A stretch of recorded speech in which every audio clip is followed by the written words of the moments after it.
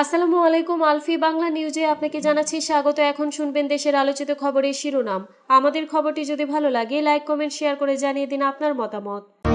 ইউক্রেনের ২৪৯টি ড্রোন ভূপাতিত করার দাবি রাশিয়ার, হতাহত ১৯।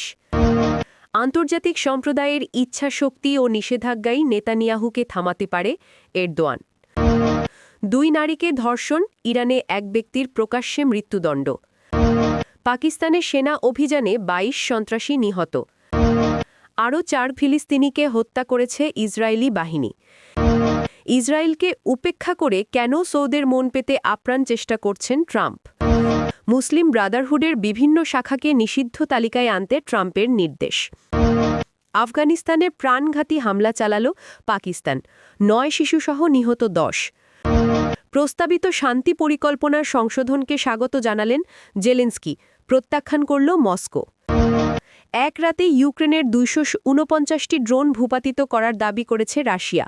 মঙ্গলবার রাশিয়ার প্রতিরক্ষা মন্ত্রণালয় এ দাবি করেছে। সংবাদ মাধ্যমের প্রতিবেদন থেকে জানা গেছে, এই ড্রোন হামলায় অন্তত ১৯ জন হতাহত হয়েছেন বলে জানা গেছে। এর মধ্যে ৩ জন নিহত হয়েছেন আর আহত হয়েছেন ১৬ জন।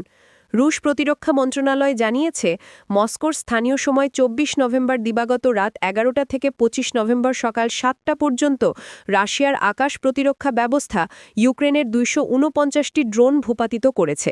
এর মধ্যে কৃষ্ণসাগরে ছিল ১১৬টি, আর দক্ষিণাঞ্চলীয় ক্রাসনোদর এবং রোস্টভ এলাকায় ছিল ৯২টি।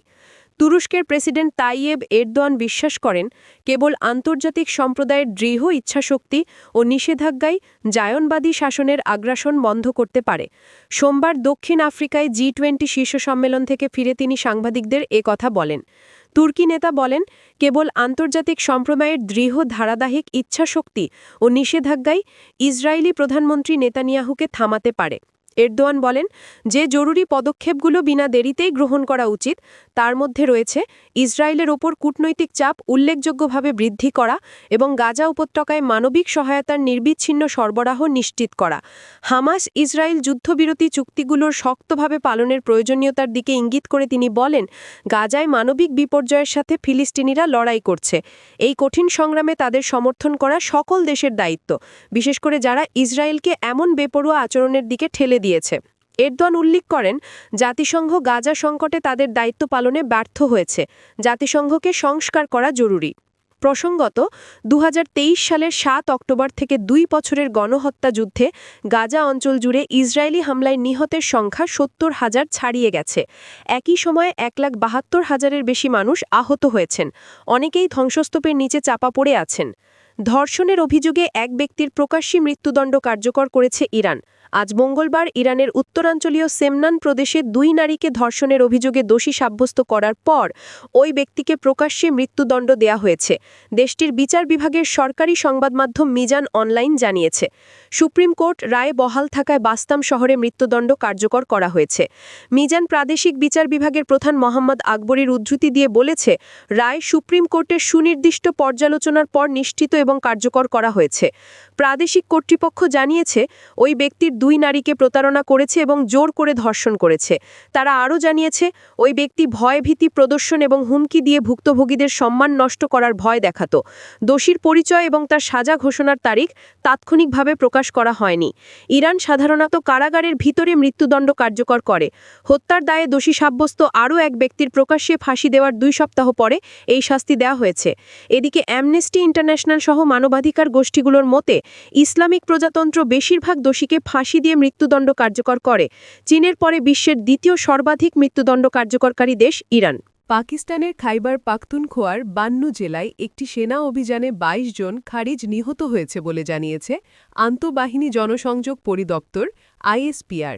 মঙ্গলবার আইএসপিআরের বিবৃতিতে বলা হয়, সোমবার ভারতীয় প্রক্সি সংগঠন ফিতনা আল খারিজ এর সঙ্গে যুক্ত খারিজিদের উপস্থিতির তথ্যের ভিত্তিতে নিরাপত্তা বাহিনী ওই অভিযান চালায়। সাধারণত ফিতনা আল খারিজ শব্দটি নিষিদ্ধ তেহরিক-এ-তালিবান পাকিস্তান বা টিটিপি সংশ্লিষ্ট সন্ত্রাসীদের ব্যবহার করে পাকিস্তান।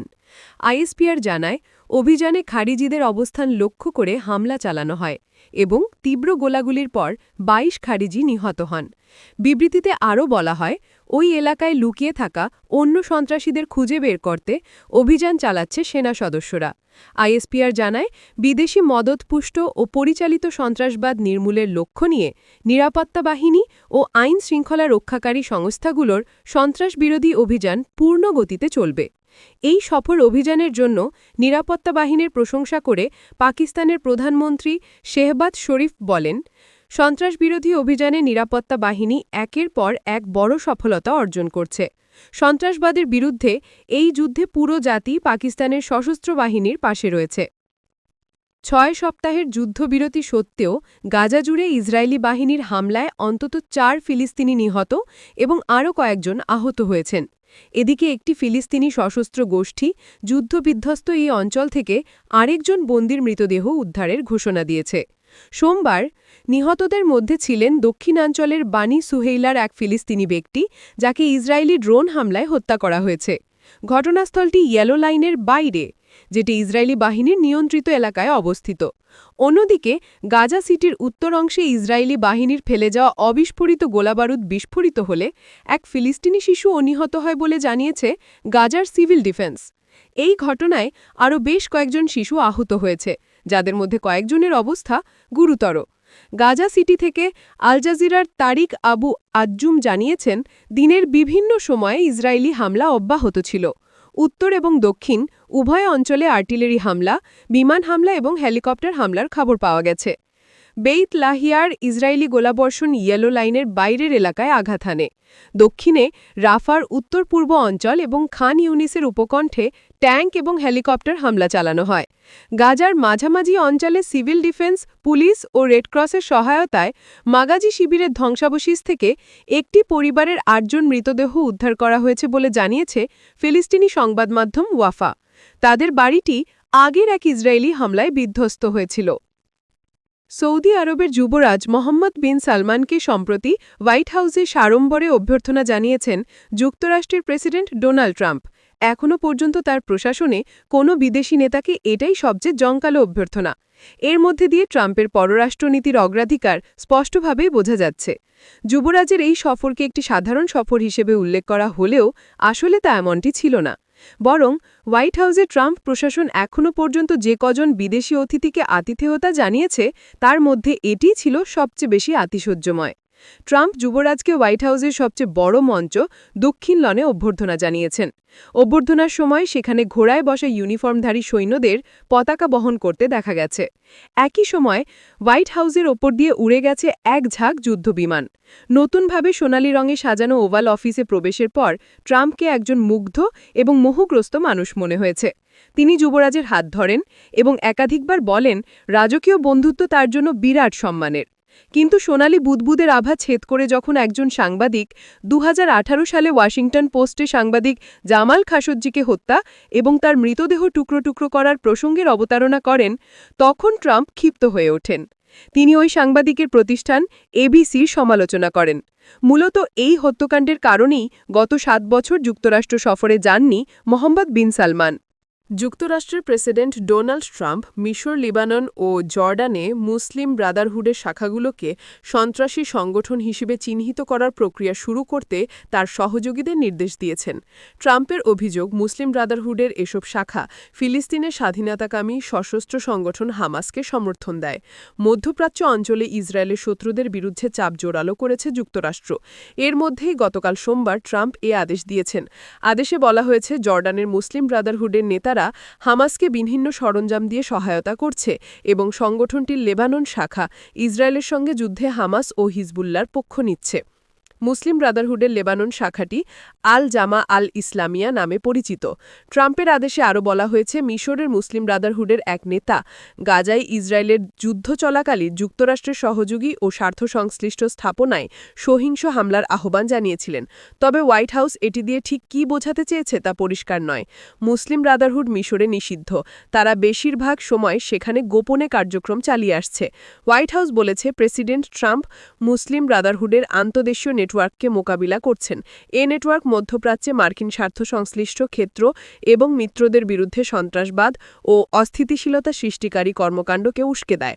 পাকিস্তানের সামরিক বাহিনী প্রতিবেশী আফগানিস্তানের দক্ষিণ পূর্বাঞ্চলীয় খোস্ত প্রদেশে প্রাণঘাতী হামলা চালিয়েছে বলে জানিয়েছে আফগান কর্তৃপক্ষ। তারা বলছে, একটি বাড়িতে চালানো বোমা হামলায় অন্তত 9টি শিশু ও এক নারী নিহত হয়েছেন। তালেবান সরকারের মুখপাত্র জবিউল্লাহ মুজাহিদ আজ মঙ্গলবার বলেন, স্থানীয় সময় গতকাল সোমবার দিবাগত রাত 12টার দিকে জিএমটি 19:30 খোস্তের গুরবুজ জেলায় এ হামলা হয়। মুজাহিদ সামাজিক যোগাযোগ মাধ্যম এক্সে এক পোস্টে লিখেছেন, পাকিস্তানের আক্রমণকারী বাহিনী স্থানীয় বাসিন্দা ওয়ালিয়াত খানের বাড়িতে বোমা ফেলেছে। তিনি কাজী মীরের ছেলে। মুখপাত্র আরও বলেন, এ হামলায় 9টি শিশু, 5 ছেলে ও 4 মেয়ে এবং এক নারী নিহত হয়েছেন। বাড়িটিও পুরোপুরি ধ্বংস হয়েছে। মুজাহিদ জানান, খোস্ত ছাড়াও উত্তর পূর্বাঞ্চলীয় কুনার ও পূর্বাঞ্চলীয় পাকতিকা প্রদেশেও বিমান হামলা হয়েছে। এসব হামলায় অন্তত 4 বেসামরিক লোক আহত হয়েছেন। রাশিয়ার সঙ্গে যুদ্ধ শেষ করতে যুক্তরাষ্ট্রের দেওয়া 28 দফা বিতর্কিত শান্তি পরিকল্পনায় যে পরিবর্তন আনার প্রস্তাব করা হয়েছে তাকে স্বাগত জানিয়েছেন ইউক্রেনের প্রেসিডেন্ট ভলোদিমির জেলেনস্কি। পরিকল্পনার কয়েকটি অংশ রাশিয়ার উদ্দেশ্য বা স্বার্থ সমর্থন করে এমন মনে হওয়ায় ইউক্রেনের ইউরোপীয় মিত্ররা সেগুলো বাতিল করে পরিকল্পনার একটি সংশোধিত সংস্করণ তৈরি করেছে। বার্তা আদান প্রদানের মাধ্যম টেলিগ্রামে জেলেনস্কি লিখেছেন, এখন যুদ্ধ শেষ করার জন্য প্রয়োজনীয় পদক্ষেপগুলোর তালিকা বাস্তবসম্মত হয়ে উঠেছে। এ কাঠামোর মধ্যে অনেক সঠিক উপাদান যুক্ত করা হয়েছে। জেলেনস্কির এ বার্তা দেওয়ার কিছুক্ষণ পর আজ মঙ্গলবার ভোরে কিয়েভের মেয়র ভিতালি ক্লিচকো জানান, রাশিয়ার একের পর এক মিসাইল ও ড্রোন হামলায় রাজধানীর একটি অ্যাপার্টমেন্ট ভবন ক্ষতিগ্রস্ত হয়েছে এবং বিদ্যুৎ ও পানি সরবরাহ ব্যাহত হয়েছে। ইউক্রেনের জ্বালানি মন্ত্রণালয়ও নিশ্চিত করেছে, দেশের জ্বালানি কাঠামোয় বড় ও সমন্বিত শত্রু হামলা চালানো হয়েছে। এক বিবৃতিতে মন্ত্রণালয় বলেছে, নিরাপত্তা পরিস্থিতি অনুকূল হলে জ্বালানি কর্মকর্তারা ক্ষয়ক্ষতির মূল্যায়ন ও মেরামত কাজ শুরু করবেন।